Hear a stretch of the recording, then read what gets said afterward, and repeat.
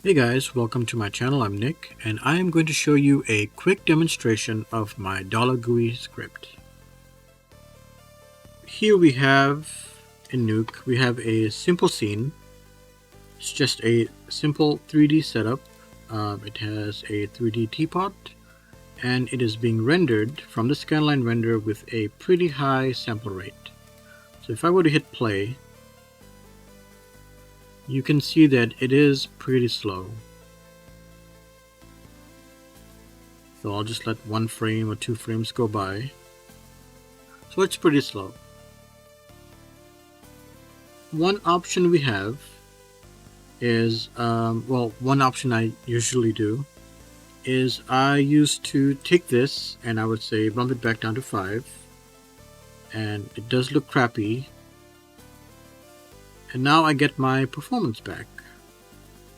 But the problem is, if I didn't write the actual value down before I did this, or the node name, I would forget that this needs to be 50 for the final render, and then when I would get it back from the render farm, it will look like crap, and I was pretty bummed.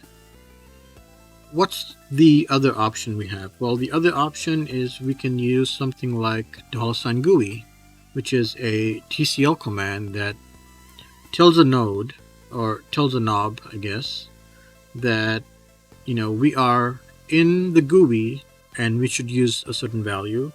And then when rendering, it'll say, hey, we're not in the GUI, we should use a different value. So it's basically a little switch. What we could do is we could do something like come in here, add expression, and we could say $GUI. Hit OK. And you see it returns 1 because we are in the GUI. And then when we go to render this, it'll return 0 because we are no longer in the GUI. And so how do we use this? We can come in here and we can say edit, and we can put in a expression here. We can say if $GUI, so if we are in the viewport, let's use the value 5. And if we are not in the viewport, if we are rendering, let's use the value 50. Hit OK. And so this is set so that when we do render, and we come here, we hit render, or we send it to the render farm, we have to have this checked. And then when we hit render, what's going to happen, it will use our high quality value to render, so you can see it's pretty nice. But then in the viewport, it will use the low versions, which is 5 or whatever we have it set to.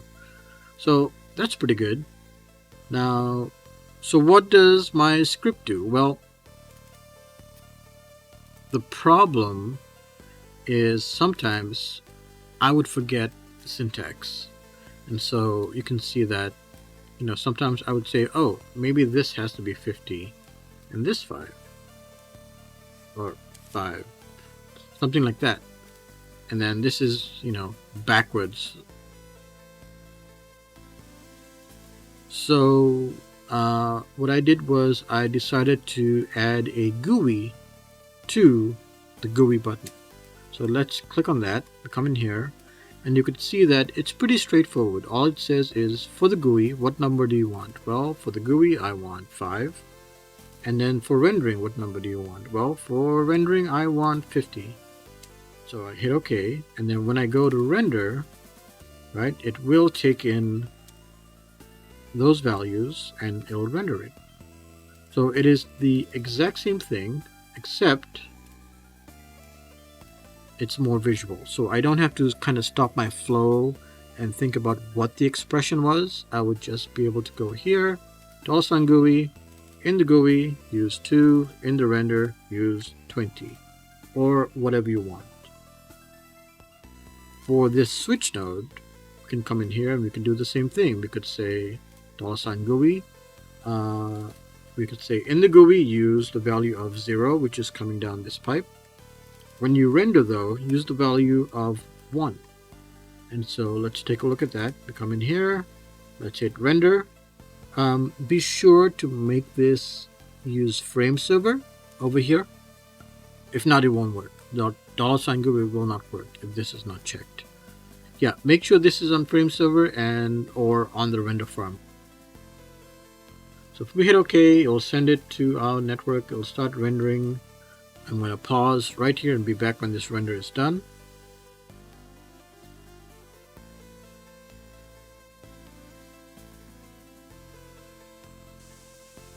Okay, our render is now complete. Let's just take a look.